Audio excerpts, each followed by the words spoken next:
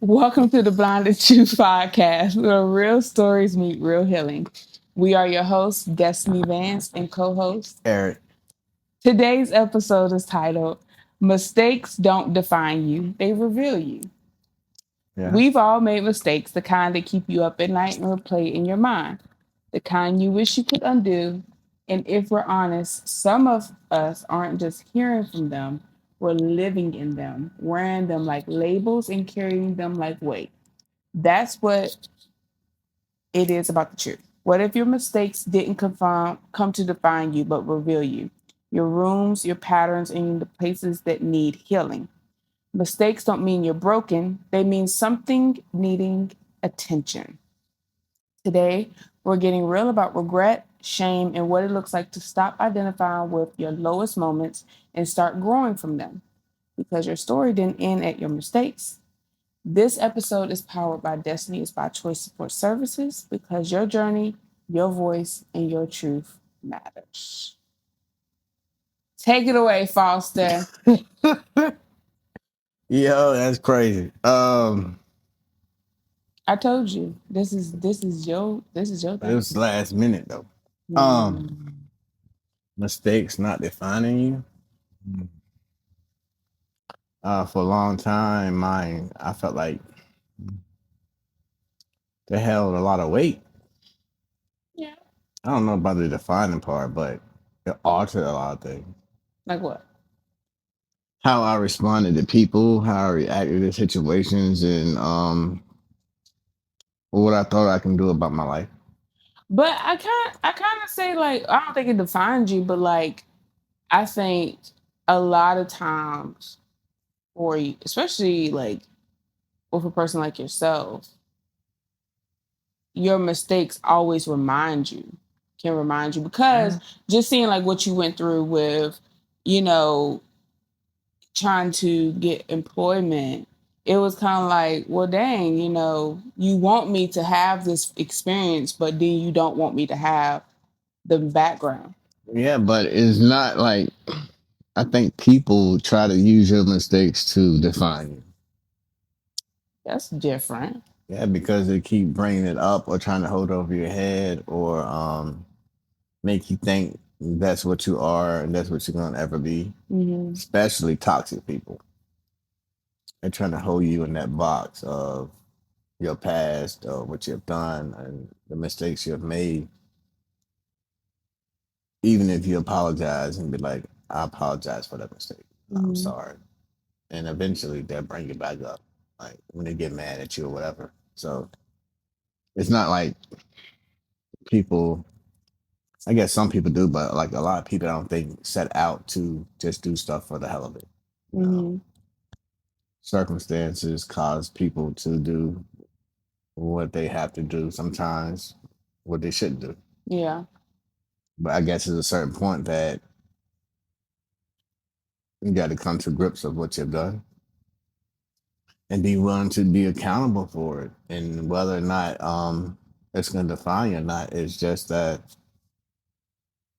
it is what it is. And you got Yeah. to be able to move on, or you can be stuck in whatever you've done, because what you do don't make you who you become unless you stay what you're doing. That's Yeah. when you become that monster. Yeah, we I remember teaching in the moms program at the jail, like the roller coaster of um redemption, I think it was called. And we talked about how it is, when you come home, it's like the honeymoon period where, everybody's excited that you're home and the kids are connecting well with you and you're in a good space and you're feeling hopeful and you're going to do all the things. And then there's a period where everything you do, so you start off high and then you come down, everything you do, they're starting to question every little thing that you do. And then your kids, or and sometimes, depending on the situation, the kids are not receptive when they come home. And then we talk about that low point.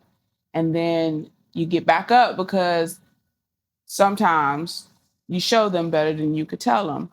But then there's the point where they're like, are you going to get high again? Are you going to go hang with this person again? Are you going to go do this again? And I was like, then you go back down. And a lot of times people stay in that down part. I mean, almost 3 years clean, man. My sister questioned me right now if I'm using, Mm-hmm. because that's what I did. Mm-hmm. It wasn't not normal for me not to use. It was like I used for so long that they expect me to use. So now it's like, no. And I'm not trying to prove. I'm just trying to prove to myself that whatever they got going on ain't got nothing to do with me. Mm-hmm. Um, But does it make you angry when they say stuff like that? Because I know, like for a lot of people, it's the it's like I feel like that's the part of rebuilding your trust that is hard because trust is something that you just cannot get back a lot of times, and it's so hard to build. mhm. So when you've made mistakes, it's kind of like that's the piece that it's hard for people to build again with that person because it's been broken and it's not been broken like one, two, three, four, five, six, 7 million times. So like, do you get angry or do you feel some type of way or like what? I mean, at first I'd be angry, and normally it ends with I'll talk to you later, until I process and be like, I can get it, I get it, I understand, like I probably relapsed 50 times, Mm-hmm. and I guess they waiting for. I don't say they're waiting, but they probably wouldn't be surprised if I did it again. But Lord willing, it won't happen. And I have built a lot of trust with them. I think they're more with not wanting to be disappointed again. Mm-hmm. And I don't want to disappoint them, but in the same token, I don't have anything to prove to them. Yeah. You know, But that brings up a good point of what you said. It just hit my mind. I think like trying to redeem yourself puts you in a pretty slippery slope because with some people, not saying you, with some people because they get in this I think it makes them get into this people pleasing. Some people they get into a people pleasing role because they're trying to prove their self. Where you, like you said, I ain't got nothing to prove, so I ain't about to sit here. I'll call you back. But with some people, they do get into this people pleasing role where it's like, I'll do whatever you want me to do. I'll take the drug test. I'll, say yes when I want to say no. Or they'll be on the phone arguing with them instead of saying, I'll call you back. So I feel like, redemption. I can't redeem myself when I'm a new person. I'm not that old person, so I don't have anything to redeem. It's mhm, like when I stopped, changed my life, I became new. Especially if I'm a reborn Christian, the word tells me. yeah. Hmm. For real. But how long did it take you to get to that point where you be like, I don't got nothing to prove to you? I've always been like that, but it was with anger or with I don't care or effort. It wasn't with confidence in who I am now. Like Hmm. I don't have anything to prove to you, and then it always came with the middle finger and some bad words. We're keeping it real. It isn't like I don't have anything to prove to you, but I love you, sis. You know what I mean? And then I call her back up, like, I'm not mad at you. She was like, excuse me, I don't give a fuck if you mad at me. And that's her. You know what I mean? I'm gonna do what I do, and I'm like, you are. So I'm not love her for that though. And on the flip side of that, because I think we all need people to hold us accountable. Hmm. And she's been my second mom my whole life, and I don't want to. I don't want her to think her hard work isn't. going unnoticed because she was there in the projects looking for me too, So I know she loved me, and I know she just want to make sure that I'm gonna be there for her when she need me, Mhm. and I believe that I am, and it's not, and it has nothing to do with redeeming myself. It's just being able to be, um, I guess, accountable. Someone that she can trust again, or she can depend on, or she know I'm gonna show up. Like my mom in the hospital, I showed up. I wasn't out there using. Mhm. So, and in 90, hmm, in 92, my mom had a heart attack, and I didn't know it because I was somewhere getting high, and I seen her while she was having a heart attack and didn't know it. Mhm. She got in the car and went to the emergency room, and she had a heart attack, Mm. and I was using. So now to be able to go to the hospital and sit with her and kick it, like Yeah. I guess that's a little bit of redeeming, but I'm not doing it because of that. I'm doing it because that's my mom. I love her, and I always want to be by her side. And she never let my mistakes define me. She never held them over my head. She's always there. She's my rock. And no matter what happens, she'll get to see me this way before she go to transition to another place. Yeah. So, what do you think is the hardest part for people to deal with their mistakes? Of dealing with their mistakes. Accepting the things that they do, because a lot of people coming from where I come from, I was just lucky I didn't have to, but they were subjected to do some crazy stuff to support their habits. And then you get clean and had to realize that you did all that. Mm-hmm. And now you're on the other side, you're like, "Mm-mm," you know? But I don't think that you should really beat yourself up with the things you did, because we all make bad choices. Some of us make worse choices than other people. Mm-hmm. And if you stay stuck in it, that could be what keeps you stuck. Like Mm-hmm. you'll never be able to grow. And it's the most beautiful thing is seeing somebody blossom to somebody that they never thought they could be. Yeah. You know, the most miserable thing is seeing somebody stuck at a place where you know that they can be much better. Yeah. I do think acceptance is a big one because, like, you know, in today's age, everybody likes to throw into your face what you've done before. But I be caring. I be like, Hmm. if you wanna post it on Facebook, social media, that says a lot about you.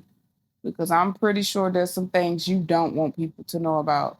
But at the same time, I feel like your mistake can be a testimony to somebody else. I can't tell you what to do, but I can tell you like what I went through when I made this mistake or how I felt. Like I don't when I have people come and ask me about getting an abortion, I tell them I can't tell you what to do, but I can tell you what it was like for me, because, and I don't, at first I used to hide that. I used to be like, I don't want nobody to know about that. But now I be like, it is what it is because I know some people that done worse things than I done done. Yeah. So if that's what you holding accountable, hold against me, then what? You need to sweep behind your own door. But it's like when people, I believe, like when people do stuff like that, I don't think it has anything to do with you. No, it has has everything to do about them. And I say that because my family stopped inviting me to functions years ago. Mm-hmm. But I didn't want to go. Never. I never went anyway. So how can you stop inviting me to? But I never went. You know. Yeah. So My so our family is planning a family reunion.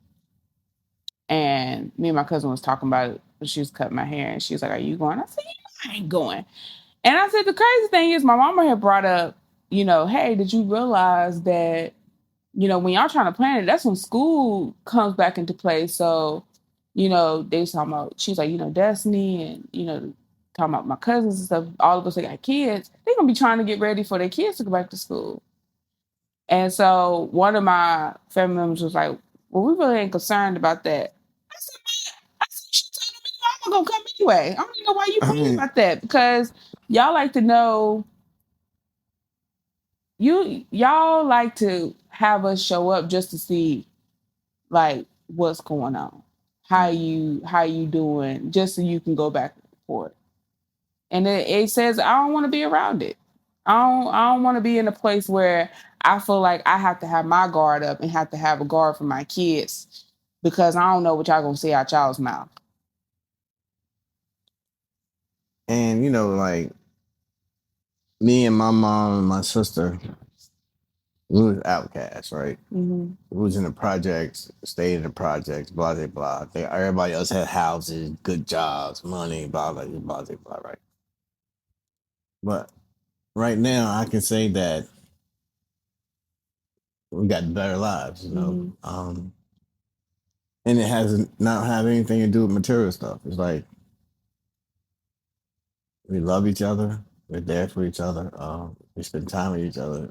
Uh, our part of the family done grown. My mom's got three grandkids, about seven great grandkids. New got a brother in law. My nephew's got a girl. He's married. It's like we made our own Yeah. bubble where I think nobody can even judge us or hold anything that we've been through against us. Like out of all of that, my sister's doing better than any of them. Mm-hmm. You know, I feel like I'm doing better than them.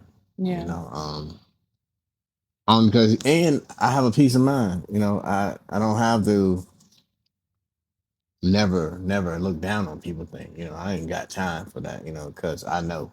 Do you feel like with your since your mistakes are out there and open, Really. that I'm just saying, do you feel like kind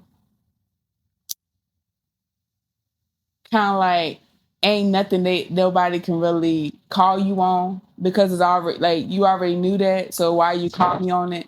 Because like I'm the family member where everybody probably pretty much know my business. Okay. And so, but it's kind of like when I step into the room, ain't much you can really say about to me or about me, because I already, you know what I'm saying? Like, it ain't gonna be appalling, like, oh my gosh, you knew that about me? Like, do you feel like ain't nothing you could shame me with? It ain't really nothing they could, Yeah. regardless. Like first off,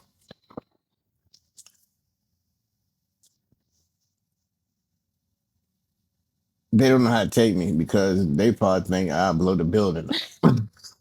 So I know they wouldn't say nothing in my face. But behind my back, I'm pretty sure. But I don't care. Who are they? Yeah. In my family, I love them, but their opinion don't mean anything because for one, they've never gave me no money. They never housed me. They never put food on the table or clothes on my back. So when I was homeless, where were they? Yeah. So they can't say nothing, but they can say you was homeless, you was on drugs. Please, I tell the world that. That's part of the story. Yeah. Maybe you need to sit down and listen. I can tell you, a few things too. Yeah. Maybe it can help you become a better person. And this is not a shot at my family. It's just Mm-hmm. like some stuff that's never been addressed. Of how I felt about how they treated us, you know. Yeah. But I'm cool with it because, you know, I don't have to go to the events. Like, I don't have to go to no family reunions. I don't have to go to birthdays. I don't got to do none of that. I can do what I want to do Yeah. with the people that I want to do it with. And just because you're blood don't make you family. Yeah. And I love you, family. If you watching it, I love you. Don't get it twisted. Don't call my mom and my sister tripping. Because I will show up and all this stuff. That's crazy. Crazy, I know, but hey, it is what it is. Destiny, it is what it is. Really. I had to throw that in there. That's crazy. Well, I think so. What is one thing that you had to work through when people try to? Because I know at some point, like if somebody threw something in your face, Not cussing them out. yeah. I mean, you may not think it, but I've cussed a few people out of my life, like for real. I've only had to put my hands on a couple people. I Mm-hmm. don't like that. That ain't me. But I would cuss you out just like that. You ain't like putting your hands on people. Mm-mm. Oh, I love it. You know, because man, you hurt somebody, you going to jail. I don't want to go for that. I want to go with someone that less 5 years or less. Malicious wounding starting at 10 to 20. No, sir, I can't do no 20 years. Pretty as I am. No, I'm not high-fiving you for that. Yo, that was wild. They starting to see a little bit more of you because that is crazy. Yo, you the one wanting it for me to be like, Yeah. So I was supposed to be behind the camera today, but things happened, and now I got to be in front of the camera today. I had a whole outfit picked out, pajamas. that was dead. Behind the camera, yes. Yeah, but you had to go all the way out there and you ain't even showing up in them people placing no pajamas. I know you wouldn't. That's crazy. I showed up to the pastor's house in pajamas. You sure did. I sure did. I sure did. See, ain't nothing that you can call me on. Hey, Pastor E, pray for. Ain't nothing you can show me on. I don't care about that. So, quick question: how you feel about tomorrow? Easter? Yeah, I know this gonna be aired later, but just give me a take. It's Easter. I'm saying it because of being judged on your past and things you're doing, and Jesus, that happened to him. I don't have that. I don't let that. I don't let something like I'm not one of those people that go to church because like I gotta. Well, I'm going because I got a new suit. How about that? I don't go because it's like it's Easter. Like I'm a go regardless. Are you gonna judge me for that? No, I don't judge nobody when it comes to church. I don't judge nobody at all. So if somebody come in there literally and be like, and they look like they literally ran out of bed, I'm gonna treat them the best. We have a guy at our church now, white guy. You can tell, he going through some things, and you can tell he feel probably a little bit out of place. And I speak to him every single time because I want him to feel comfortable when he comes in. You know what I'm saying? And I think like when it comes to holidays like um, Mother's Day, Easter, like I went to a Pentecost church that you knew there was people coming up in there.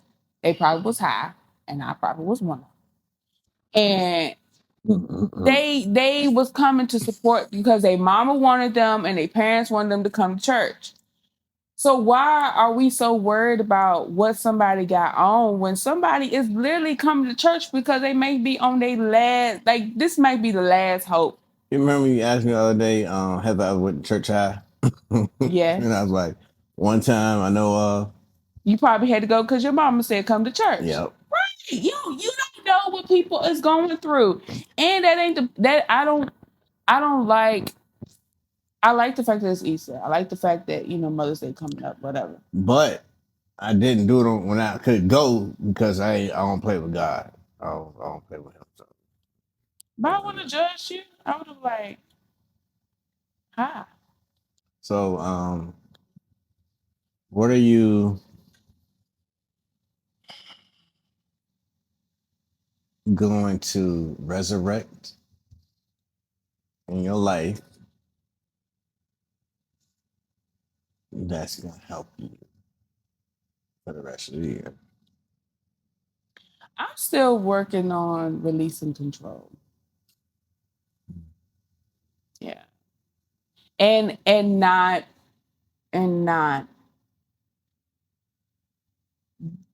being in how am I trying to put it? Working on trauma responses. Mm. Because I realize like when I'm rushed and I'm last minute, like I've always operated in I can work off of last minute rushness and stuff like that. Um and I'm realizing that that even puts me in a more panic mode. Like if I feel like I gotta rush somewhere, like yesterday I took my niece and nephew and them to skate ring. It's supposed to start at 11. To me, I'm supposed to be there at 11, but I was rushing, and I had to really get in the car and be like, I'll get there when I get there, because I'm realizing when I'm in that mode, it really is, um, it's really keeping me in a survival trauma mode.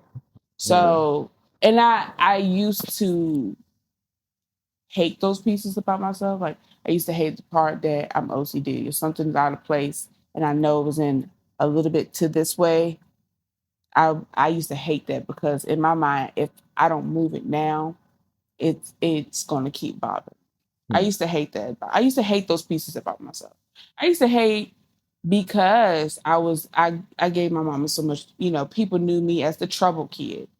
They knew my brother and sister as the good kids. I used to hate that people would come up to her and be like, "How your daughter doing? The one that gave you so much trouble." And I used to cuss them out, like, "What you doing going up to my mom?" Literally, I find you on Facebook, tag you in the post. Now we there. But I That's crazy. should have Mm-mm. laughed because now people gonna think I'm crazy.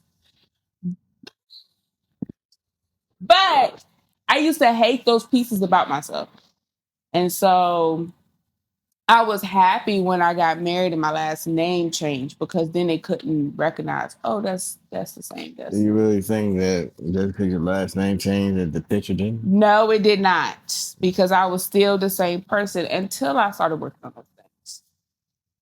And Okay. so I had to, it wasn't until recently, I would say within the last 3 years of when I started really accepting like and saying like, okay, this is who I am, but I can kind of redefine that piece. Like,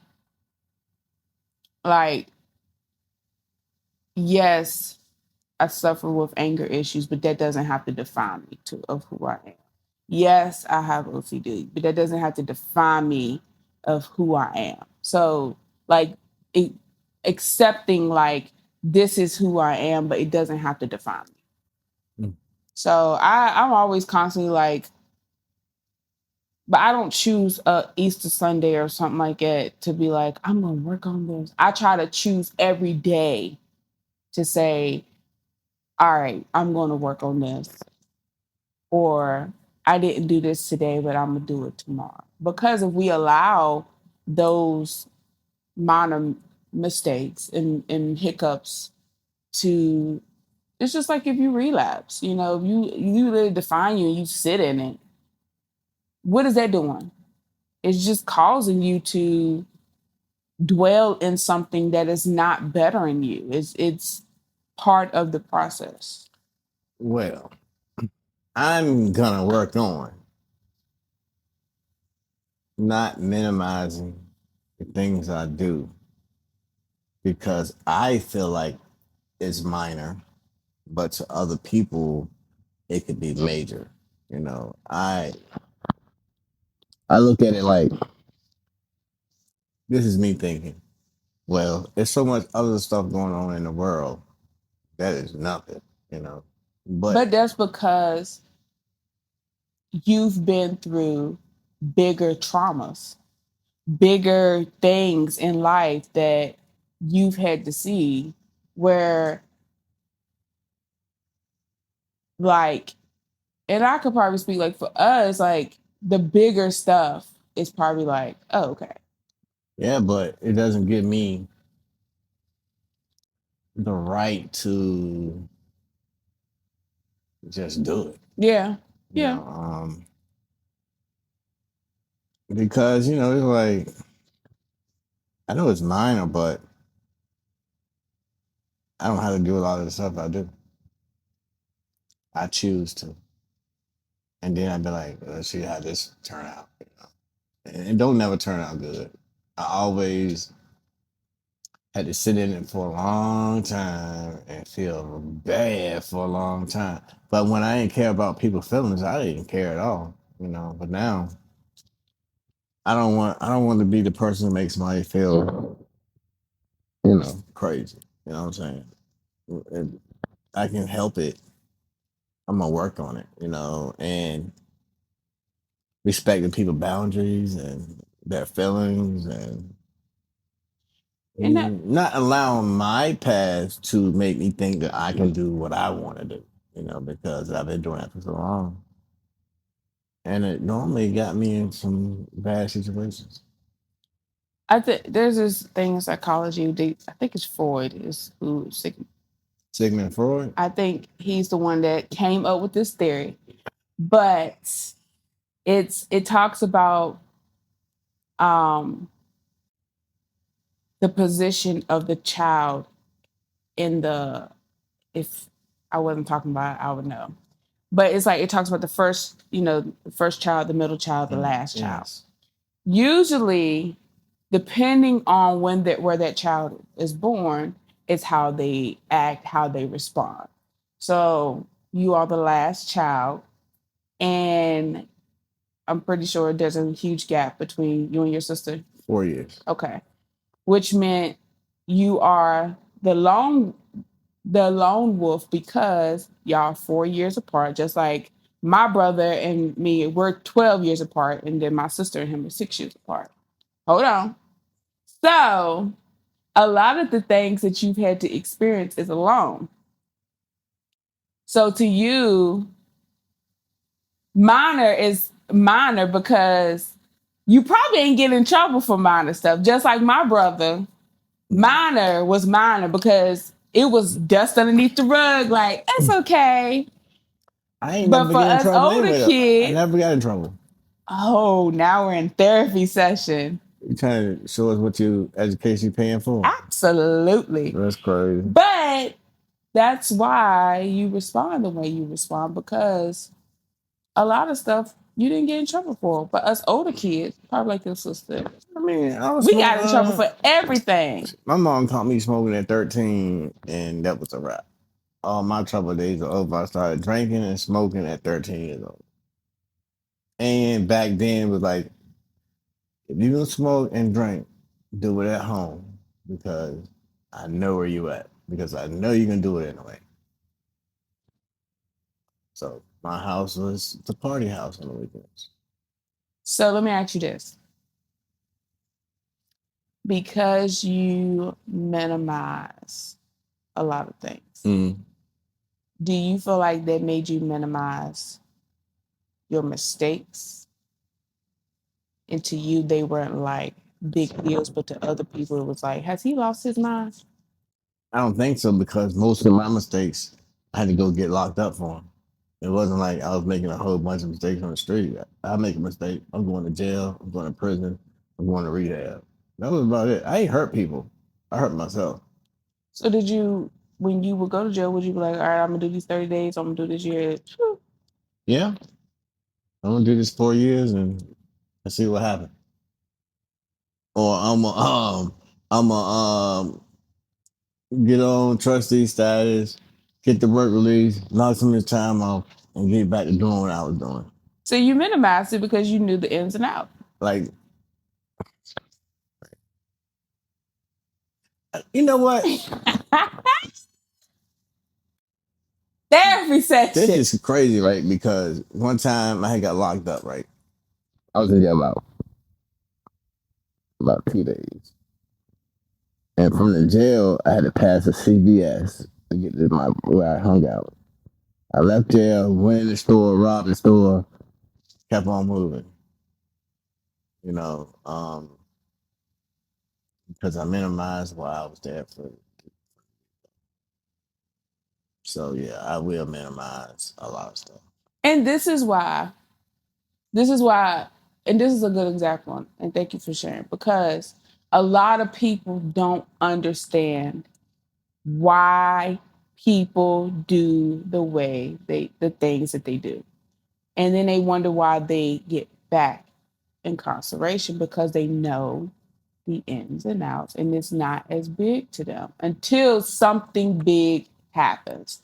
Like I used to tell people when I had this one girl, she had her third DUI, and I said, "What is it going to take for you to kill somebody?" And it did not. She was like, "I ain't gonna kill nobody," and I was like, "Okay, You do know that there's a such thing as black privilege. yes, I suffered from that back in the day because of my family last name and where I was at, and my people having a little bit of bread to keep me out of trouble and stuff. I was like, I'm above the law. yeah." I am the law. Until you ain't. It's fun Until until it ain't fun. money can't buy. I had an adolescent DUI, second DUI. I was looking at him. I said, "Okay, so let me ask you this question: what is it going to take? You're under the age of 18, and this is your second DUI." But then you realize, and his mom could not understand why he kept doing the things he doing. I'm sorry, he's homeschooled, and you let him hang with you during the day. But what changed that was when I went to court one time and the judge looked at me. He was like, he said, "Good morning, Mr. Foster." I was like, "Good morning, sir." He was like, "Your family money can't save you today." I said, "Okay." He said, "Me again." He was like, "You want to say anything?" I said, "Well, sir, do what you gotta do because I did what I had to do." And he said, "Okay, I give you 3 years in the state penitentiary." I had to go to another court, and I got to that court, and I knew he had told him, like, "Mr. Foster, I'm gonna give you 4 years in the penitentiary." So, but that changed my mindset. Until something happened. Hmm. So my thing was, don't do anything that I couldn't do the time for. So there's a lot of stuff I wouldn't do because I couldn't do the time. Hmm. That's why I wasn't into like carrying guns Yeah. and hurting people and stuff like that. Because for one, I don't want to be that guy. I didn't want to hurt nobody. But two, I didn't. I know I couldn't do the time. Or the thought of having to because now you done pulled the gun out. My dad used to always tell us, "You gonna pull the gun out and shoot, you better shoot." And when I used to have to tote a gun, I hated it because I knew eventually I would have to use it, Yeah. and I didn't want to have to use it. Um, and it wasn't because I wanted to, because of survival. Mm. And God made it so I ain't hurt nobody, I ain't killed nobody, I ain't named nobody. Because that'll be a mistake that I don't know if I can live with. Like, Yeah. you know, My youngest brother, the reason why he got locked up was because this girl came to his girlfriend's house and he was messing with both of them. But anyway, she caused some problems. Well, she pulled a gun out on him. Well, what did he do? He got a newborn baby in the house, like literally 3 days old. He pulled the gun out. He shot. And his girlfriend could not understand. Why did he shoot? I said, because our dad taught us this ain't something that you gonna do because you want to show. If you gonna pull it out and shoot, you better shoot. And then deal with the consequences of what you just did. yeah, because you don't want nobody coming back and doing you. Yeah. So we was taught, if you gonna shoot, shoot. So I guess the thing is, be careful what you do because you gotta live with it, and it can't always not be a mistake. A lot of it could be a mistake, and I've been watching the news, man. So many people going to jail and prison for murder, Yeah. and that's gonna define you. Imagine having life at 19 or 21, or I can't imagine that. You know, I'm glad to say God is good at it, for real. Yeah. Yeah, it's been really good to me. I hate that been really, really serious this episode, but you know, some things are needed to be, and ain't a joking matter. Yeah. There's some things you're going through. I mean, if you done, you ain't proud of, but I mean, you ain't trying to hide it. And I guess it is like me still working through some stuff because I knew the topic, but when I sat back and started talking about it, it kind of changed my mood, you know, um, because I know some of the things I didn't have to do and I shouldn't have done, but I done did it now and I can't take it back, and I gotta live with some of that stuff, you know. What's the step where you isn't there a step where you come to grips to with the stuff you've done?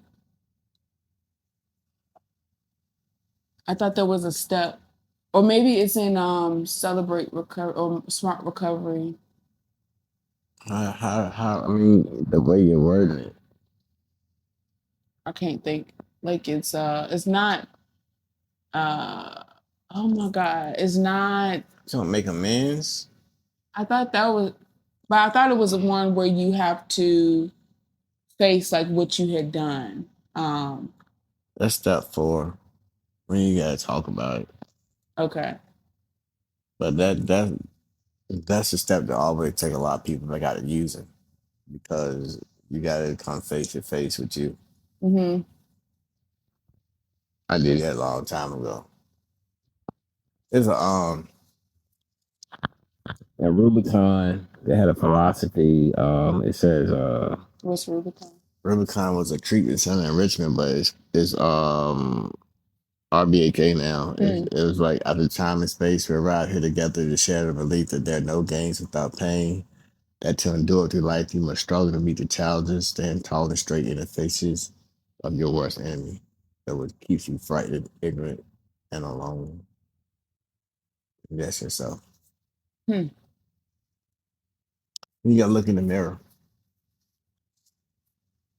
and there's nobody to blame but that man in the mirror. Yeah. We try to, I guess, be better, do better. So your mistakes become less and less because you be more conscious of what you're doing, and you worry about what the outcome is, and not be like the hell with it, you know. Because a mistake can and make or break you. Yeah. So choose wisely, especially for the young people. Choose Mm. wisely. Because they are handing out time like it ain't like it's candy. And if you're looking at this, use Pooh Shiesty as an example. Oh my gosh.